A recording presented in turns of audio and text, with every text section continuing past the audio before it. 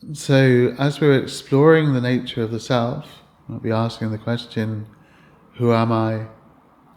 We might be asking the question, who is it that's aware of this thought? We're coming into that which is aware, or awareness itself. And one thing that we start to notice at a certain stage is that awareness is expansive.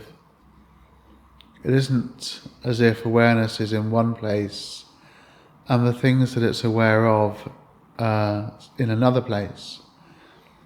Awareness is actually vast, it's actually everywhere. And the objects that we're aware of are within that awareness. And we can see this right now. If we start to look at where our awareness is located and where the objects of our perception are located, they are within awareness.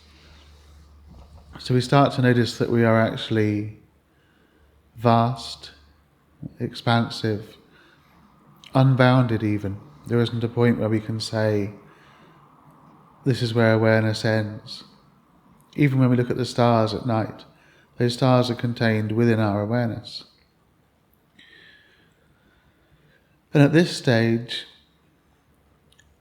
we start to notice that there's an idea of separation that we've had for a long time, that we are separate from the universe, we're separate from the things that we perceive. But the more we notice the expansive nature of pure awareness, the more this sense of separation starts to dissolve. And we start to see that not only is awareness everywhere and everything is contained within it, but nothing is separate from it. Yeah? It isn't that there is awareness and then separate from that there are the objects of awareness. The objects of awareness exist within awareness itself. And we even stop seeing objects as being separate from each other. We start seeing that everything is energy, everything is vibration or spanda, and everything is interconnected. Things change, they change into other things. But there's one process happening, one process of change, and even that process of change doesn't really change. It's just a continuous flow. So we stop seeing the world as an object with ourselves as a subject, and we start simply seeing everything simply as it is and ourselves as that. This is when we start using the word that with a capital T. In Sanskrit the word is tat. So everything is that and we are that. Yeah. So this is the transition towards Advaita. Advaita literally means non-dual. So dva means two, and Dvaita would be duality, two separate things, self and other. And then Advaita, non-dual, when there's no longer separation between self and other, and everything is seen to be the self everywhere. And this is a gradual transition. This isn't something that simply happens in one day. At first we start getting fleeting glimpses. We start getting glimpses of this. We might be out walking in an evening and standing looking over the landscape, and the mind becomes very quiet, and then suddenly we see that we are everywhere and everything is contained within us. And everything is simply a flow or a dance.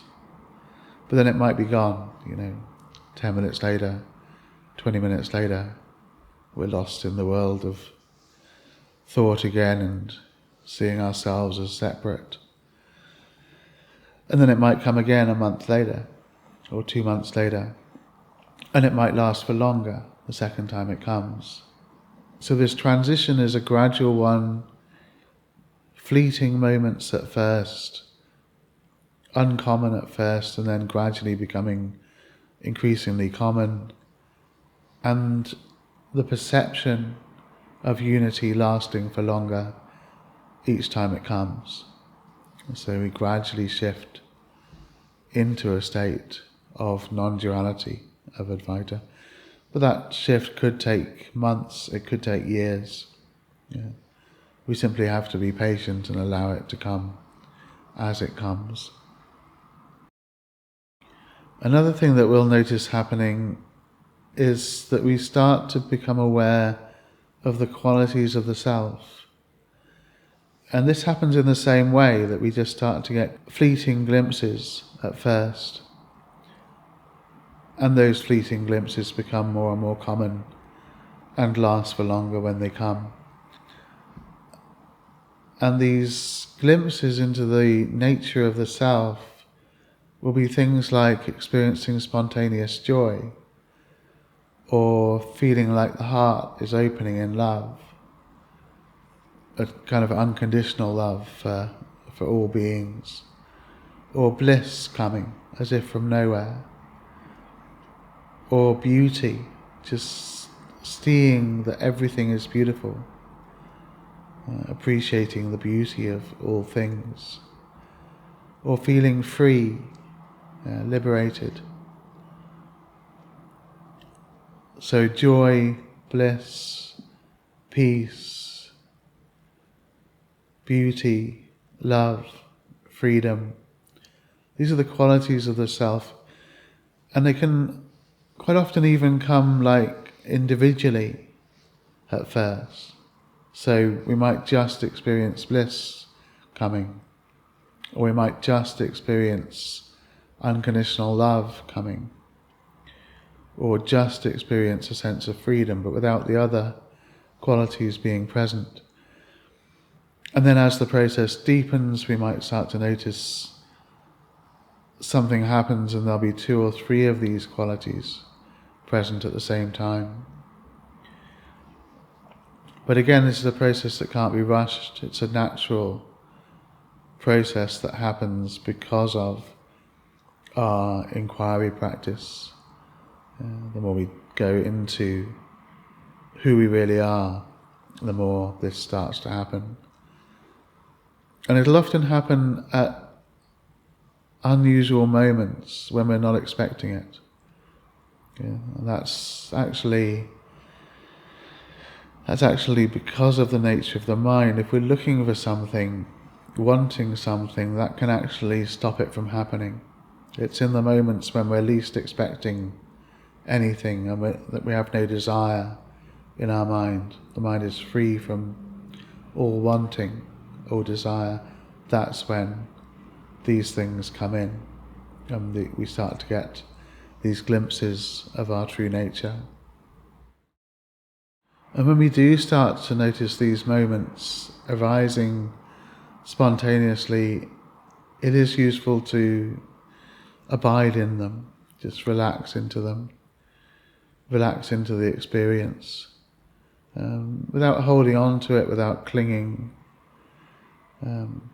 without creating any attachment, but just enjoy the moment, enjoy the abiding. We're forming a new habit. We're forming a new habit of being in the higher self, or functioning in the world from our true nature, from our true essence nature. So for new habits to form, they have to be repeated often. So when these states come, allow them to be, you can allow them to be, and you can enjoy them, and know that you're creating a new habit, or what we call a vasana, or a samskara.